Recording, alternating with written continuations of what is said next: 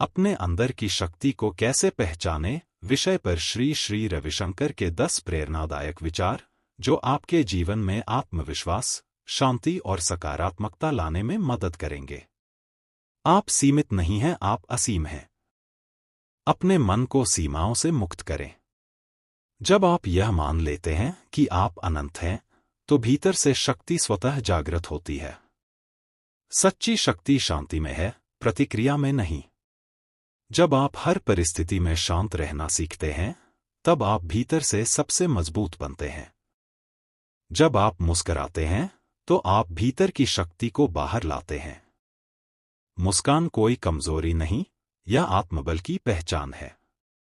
ध्यान से आत्मा की शक्ति खुलती है। हर दिन कुछ क्षण ध्यान में बैठकर अपने भीतर उतरे, वहीं आपकी सबसे बड़ी शक्ति छिपी है। आपका मन ही आपका मित्र और शत्रु दोनों है, उसे साधिए। मन को नियंत्रित करके आप अपने जीवन की दिशा बदल सकते हैं। हर चुनौती आपके भीतर की ताकत को बाहर लाने का एक जरिया है। मुश्किलें टूटने के लिए नहीं, जागने के लिए आती हैं।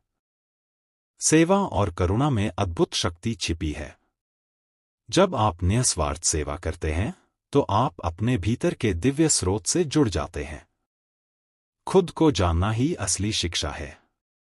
बाहरी ज्ञान सीमित है, लेकिन आत्मज्ञान से आप असीम बनते हैं। वर्तमान में जीना ही जागरूकता और शक्ति की शुरुआत है। अतीत की चिंता और भविष्य का डर छोड़िए, अब में रहिए, यही शक्ति है।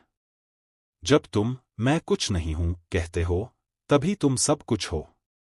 अहंकार को छोड़कर जब आप विनम्र बनते हैं, तब ब्रह्मांड की सारी शक्ति आपके भीतर समा जाती है। इन विचारों को अपने जीवन का हिस्सा बनाकर आप अपनी आत्मशक्ति, आत्मविश्वास और आध्यात्मिक चेतना को जागृत कर सकते हैं।